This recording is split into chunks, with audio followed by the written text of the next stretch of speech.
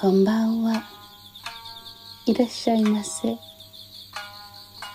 Welcome to my totally not podcast, Paprika Girls Midnight Diner. Tonight, I'm serving up a highly unique sake from the Lagoon Brewery in Niigata called Shuku Sake Margarita. It tastes precisely the way it sounds, like a margarita pizza with basil and tomato. Naturally, it pairs exceptionally well with cheese. All sake actually pairs very well with cheese. Did you know that?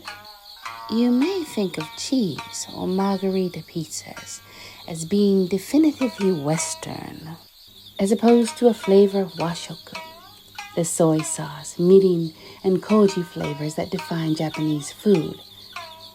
But there are times when West meets East and invents a remarkable mariage that is subsequently engraved into culinary culture and reborn into a staple of local life.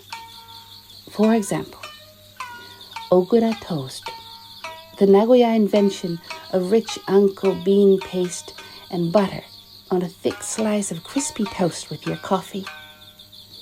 Or coffee and anko, for that matter. If you don't like matcha, you can still enjoy chagashi, tea sweets, with coffee. It is the brilliant balance of bitter tannins with sweetness that has the same effect. One of the other izakaya favorites is cream cheese with nori, or dried seaweed, or cream cheese with iburigakko, a unique smoked pickle from Akita. In fact, some tartar sauce in Japan is made with iburigakko, giving the sauce a smoky flavor. You know, of course, that tartar sauce is simply made with pickles and mayo, right? I add a bit of mustard and chives too, but that's up to you. Oh yes, how about avocado with shiokombu, a type of heavily salted seaweed that has been chopped and dried a priori for sprinkling and mixing. If you live in Japan and do not have these wonderful staples in your kitchen, get thee to a grocery. I mention all this because there are those who, like Lady Adela in E.M. Forster's Passage to India, are forever looking for the real Japan. That what is indigenous, the soul seed at the core of the elusive Japaneseness that will define all and explain all once discovered. In doing so, one will simply fail to see the forest for the trees. Ki o mite, mori o mizu. You will fail to see Japan for the sushi. It is all part of the experience of life and the intricate network that sustains this beautiful and uniquely diverse Galapagos island. Today is the 17th of September, the night of Jugoya, the 15th night after the new moon this month. I have in my tokonoma space behind me a bundle of Suzuki grass and a few kikyo flowers from the garden, and a kakejiku scroll of the moon. I have already discussed the moon in my last not podcast, so I will not delve into it further. But on the Jugoya, one raises their cup of sake to the moon and, catching the reflection in the cup, gives thanks to the many blessings in their lives. You will find that many Japanese festivals are about giving thanks and showing appreciation. Well, yes, our lives are not perfect, but they could be worse. So let us give thanks for the blessings that we do have, lest they be gone tomorrow and we spend our days pining for yesterday.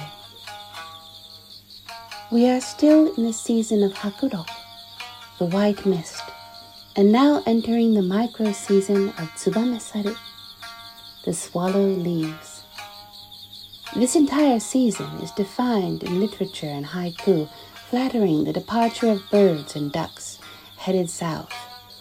Also, the fading of youth, the passing of time. For this reason, Colored leaves, red, yellow, orange, and brown, are symbols of the elderly. You may see stickers on the backs of cars shaped like autumn leaves. This is to indicate that the driver ahead of you is elderly, so to please be patient. It brings to mind, Ashita wa chimaki, naniwa no kareha, yume nareya. That's a famous haiku by Basho. It translates loosely as, tomorrow we enjoy chimaki, and the autumn leaves of naniwa are but a distant dream. The kigo, the seasonal word, is chimaki, which is a sweet enjoyed during the Tango no Sekku festival, or Boys' Day in May.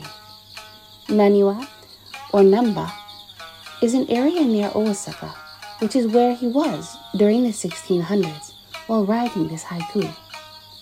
Do not think of the busy, boisterous mess that Namba is today, but instead imagine it hundreds of years ago, when there was much more green. As you may have already guessed, the meaning behind the haiku is how those who are young are not considering that one day they will be old.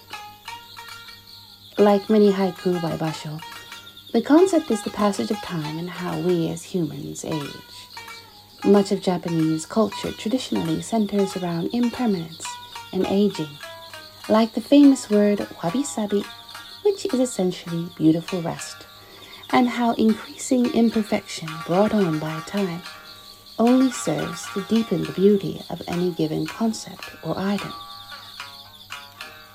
I think that haiku are too often treated flippantly upon encountering. 5, 7, 5 goes the pattern, and boom, you have a haiku. But that isn't really the case at all. It's meant to evoke a strong image and feeling in the head of the listener. Kigo, the seasonal words, are essential, but also location. In the aforementioned poem, the location is easily spotted to be Naniwa, or Namba if you prefer. What was Naniwa like in spring of 1677? Why would Basho in all his travels be there? How old was he? Was he watching a group of children playing in the field? Was it young men at a drinking party for the festival? Were they off to war? Could it be that the distant dream to which he refers means that the men before his eyes would never grow old? All of these questions should pop up in the mind of the listener, and hopefully lead to a rabbit hole of intrigue. What was the world like when the writer penned these simple 5, 7, 5? This is the real fun of haiku. It is, surprisingly to some, not free verse. Today I attended a tea ceremony in Kagurazaka in Tokyo. It was held at a contemporary art museum and was by no means exclusive. But I went because my own tea master had come all the way to perform the ceremony itself. It was performed in a simple 2 tatami cube with a wooden frame, so that one could see the ceremony from any perspective, and indeed one could look down on it when ascending a set of stairs to the floor above. My master naturally brought his own tea items: the kama, the iron pot, the kakejiku. It was his favorite one from the 19th century, which reads chagurui, or crazy for tea.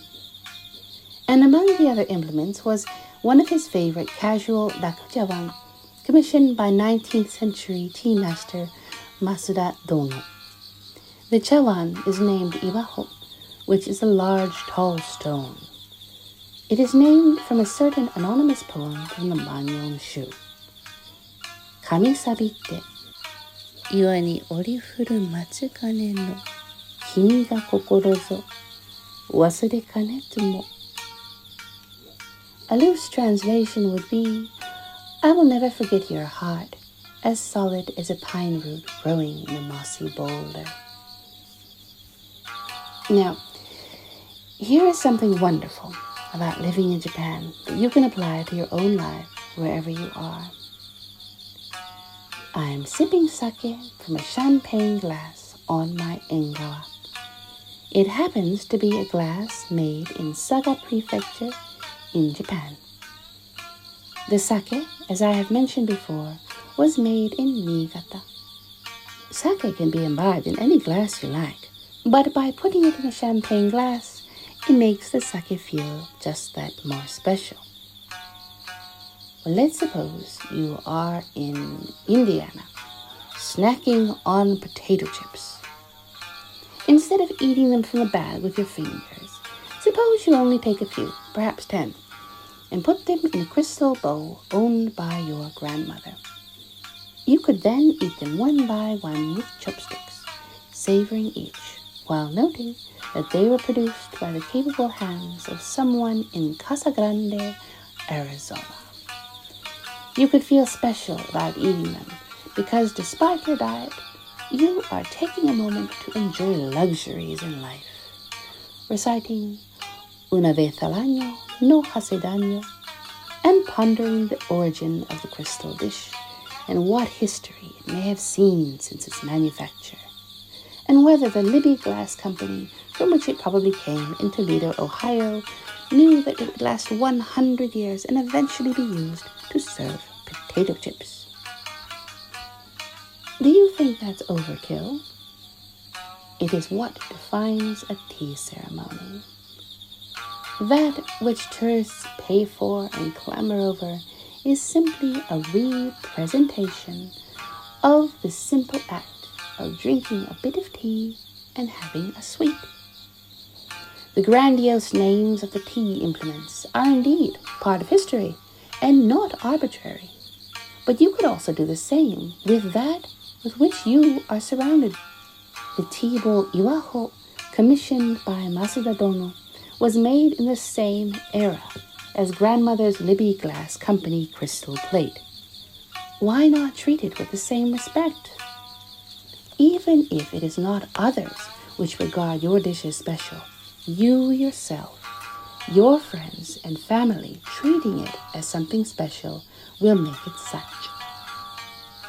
Don't you think you are worth drinking your beer from a champagne glass? I think you are. I think we all are. Decorum is a matter of perspective and appreciation. Now this is a bit of an addendum, but just a few minutes before posting this, I scrolled through X once again and saw a notable translation problem that I thought was worth adding to this commentary. Jake Young was laughing at an example sentence, the Japanese being, Futsutsuka na musume desu ka? Douzo yoroshiku. The English translation being listed as, let me introduce my incompetent daughter. If there was ever such a sentence in need of cultural context, this is it. In English, self-depreciation is a staple of humor and likability. To be able to make fun of oneself and point fun at one's stupidity or weight or shortcomings can really soften the edges of a personality. I'd put down the fork, but my fat rolls are in the way, jokes the obese red-nosed auntie as she reaches for her third helping of pie. It is, in a way, the same in Japanese, although it's not funny ha-ha in the way English does it. Simply a tongue-in-cheek jab at one's kin. For example, when a parent brings his daughter to a new school, introduces her, and has decided that the school will be a good fit, the above sentence would be more than appropriate to finish the conversation. Futsutsuka na musume desu ka? Douzo yoroshiku. A more apt translation would be something like, well, she's a bit of an idiot, but I'm sure your school will be able to fix that. It means no harm, acknowledges one's shortcomings, and shines the person spoken about in a more adorable light. In another context, my husband's mother says it often about her son. Sorry to foister off such a mess onto your shoulders, she'll say to me of him, or perhaps, he's an unaccomplished slob, but yoroshiku. Similarly, You might have family at wedding joke about the groom to the bride. He's your problem now. All while laughing and drinking. It is not an insult, really, but a sign of familiarity. Humans these days have a tendency to be alarmist and view too many things out of their real context and instead in a presumed context which feeds into their own learned biases. Step back, take in the whole, take in the history, the context, and when likely, any given statement could be said in good faith. For, aside from the occasional internet trolls, it is a rare occasion when cruelty is the true intention of the speaker. Over the last couple of weeks, the Gaijin Twitter community has been rallying together and discussing podcasts. I do not consider this a podcast, I have said many times, because it lacks the professional quality that so many good podcasters have out there. But I am honored to be considered among them. Kevin O'Shea from Tales from Kevin, among others, has given me some good advice, and I may try to format these things in a more accessible way. But the goal is ultimately to share whatever insight I have on what I see around me, with the hope that others may delve into the rabbit holes themselves. But the fun of podcasts is that you can listen passively. I might listen while doing dishes, in the bath, or laying in bed. I listen to Louds and Bible in a Year before I even get out of bed in the morning at 6:30, and then perhaps to Deep in Japan, or Kevin, and then in the evenings, if Kurt or Joe has posted anything to drink to, I may wind down with that. Here, to all of my fellow Gaijin Twitter podcasters, here's a question for all of you to ponder and hopefully respond to. What is it that keeps you in Japan? Although you may answer however you wish, I'm not looking for a mature and practical answer of my wife and family or my job. I'm looking for something deep. Here is an example of something I love. I come from the United States. I was brought up in many countries, but I'm from Chicago. The United States was too aggressive for me. As a child, we were forced into cliques, to pretend to be tough, to put on an air of big shoulders and strength. It was not allowed to be ladylike, to be dainty, to prefer quiet solitude and reflection. But I adore those things. Though in my travels I did find that peace from time to time. When I returned to the U.S. for university, I initially encountered that same aggressive and angry front I was displeased with in the first place and longed to escape. Japan was a whim. No planning went into my emigration. But from the moment I arrived, I found I was in my element. I was allowed to just be. There is a strong element of just be in Japan, for better or worse. Critics called it coldness, but I do not really see it as such. People are generally allowed to be strange if they wish. It is a dichotomy. Those who wish to be surrounded and welcomed and embraced see Japan as monolithic and cold, while those who prefer Japan to be quiet and society to leave them alone may find themselves in the noisy, inquisitive neighbor territory. Those are, in fact, both environments, even in this single country. Whether or not you choose an area that best balances your preferred level of engagement will greatly affect your experience. I am very fortunate to have found that freedom here in my little corner of Kichijoji. Now, this is not an attack on American culture.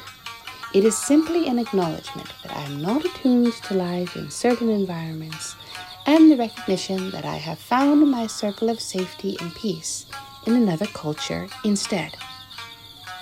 Now, fellow podcasters and listeners too, I ask, if you are living in a culture which is not native to your own, what is the philosophical essence that keeps you there?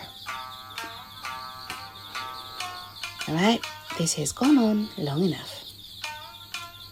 It will rain tomorrow and sporadically this week, so I am thankful that on this tsukimi I was able to enjoy a sight of the moon. I meant to have a party with friends today, but no matter. There will be plenty more moments to see the moon. A moment is only as special as you make it, after all. Oyasumi.